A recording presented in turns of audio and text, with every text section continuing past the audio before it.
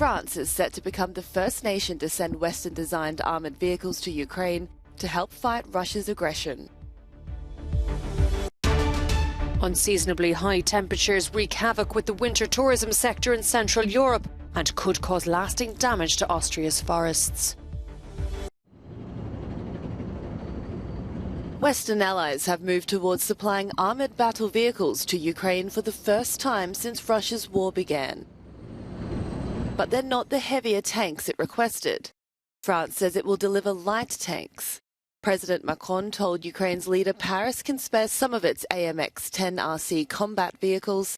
It's been gradually replacing them with new Jaguar battle tanks. In his nightly address, Volodymyr Zelensky stressed troops needed even more military hardware. We must put an end to the Russian aggression this year, he says, and not postpone any of the defensive capabilities that can speed up the defeat of the terrorist state. Modern Western armoured vehicles, Western-type tanks, are just one of these key capabilities. Meanwhile, Russia claims a continued offensive in the direction of the Donetsk region, which it partially occupies. It says it has successfully repelled Ukrainian counterattacks in the south. This is Zlatibor in western Serbia, normally a popular ski resort, now basking in unseasonably high temperatures. Records were broken across Central Europe in the last few days. On December 30th, 31st and January 1st, the capital Belgrade recorded its highest ever temperature for those days. It was 18.2 degrees on December 31st. The record for annual average temperature is likely to be broken too. Bosnia hosted the Winter Olympics in 1984. Now its ski slopes are barren. Hotels are being forced to slash prices to try to attract customers, while also laying off staff. Tourism authorities in parts of the country are considering declaring a state of natural emergency. It's not just human activity that is having to adjust. In this Austrian forest, trees are already sprouting as if it were spring. It means that they'll be vulnerable to lasting damage, both from potential frost and thriving insect populations.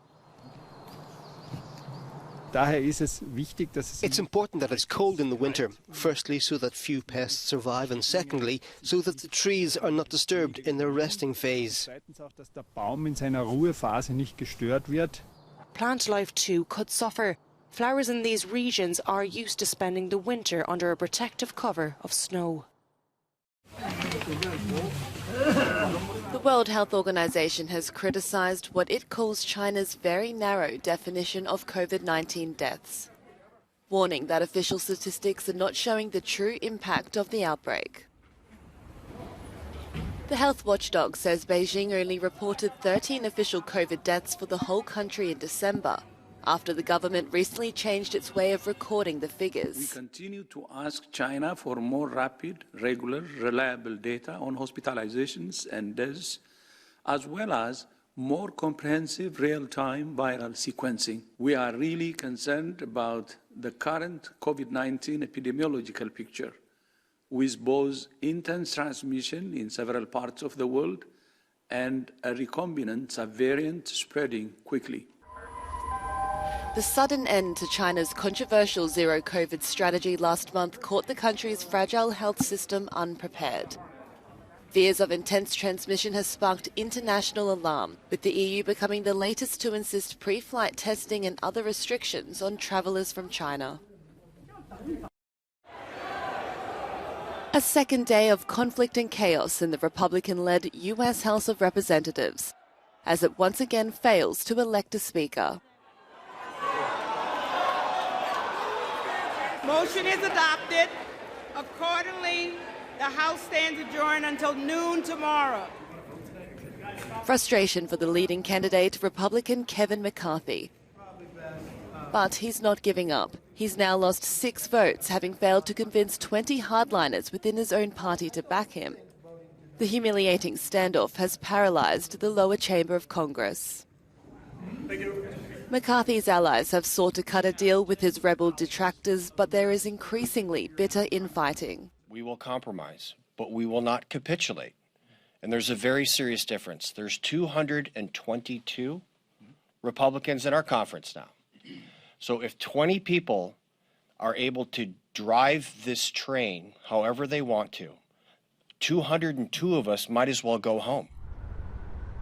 Until a speaker is chosen, no congressional business can begin.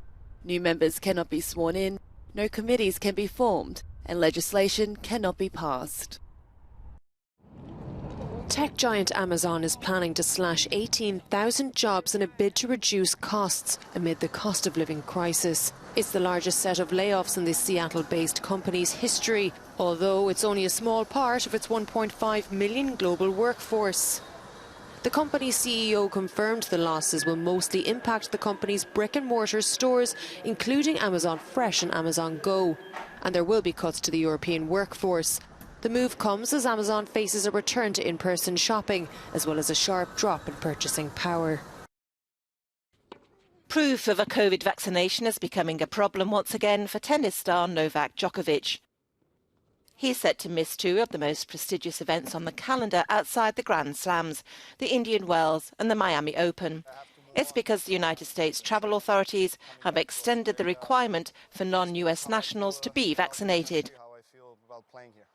12 months ago, Djokovic was detained in an immigration hotel on arrival in Australia due to refusing to be vaccinated. He was later deported. Demonstrators took to the streets of Georgia and a number of other European cities on Wednesday demanding the release of former President Mikhail Sakashvili. Sakashvili's medical team say his health has deteriorated since he was imprisoned in October 21. He has staged repeated hunger strikes to protest his incarceration. We're joining the global rally to save the health of third president of Georgia, Mikhail Sakashvili rally, which was announced by our Ukrainian friends, and now the demonstrations and manifestations are ongoing in different countries, in hundreds of countries in the capitals of different countries in free world. And the main message is to save the life, save the Mikhail Saakashvili. Immediately after his return from Ukraine, Sakashvili was detained and is serving a 6-year sentence at a Georgian prison for the abuse of power. But his supporters believe the court's decision was politically motivated. International and local medics say the 55-year-old is suffering from rapidly progressive dementia. Some of them suggest it could be related to his alleged poisoning by heavy metals while in custody. They are calling for his sentence to be suspended and transferred abroad for medical treatment. However, Georgian officials deny the former president is in a critical condition and say he is trying to hinder the judicial process and mislead society and international partners. He is also on trial on separate charges for violently dispersing an anti-government rally in November 2007 and an illegal border crossing. Now the pressure has increased on the president of Georgia, Salome Zurabishvili. It's been already a few weeks since the demonstrations are being held in front of the president's administration of Georgia. The citizens, current and former diplomats, politicians and Georgian doctors along them, they all urge the president of Georgia to pardon the imprisoned Mikhail Saakashvili. They all say that the health condition of the country's third president is getting worse every day, which may lead to fatal consequences. Mariam Kukhilova for Euronews.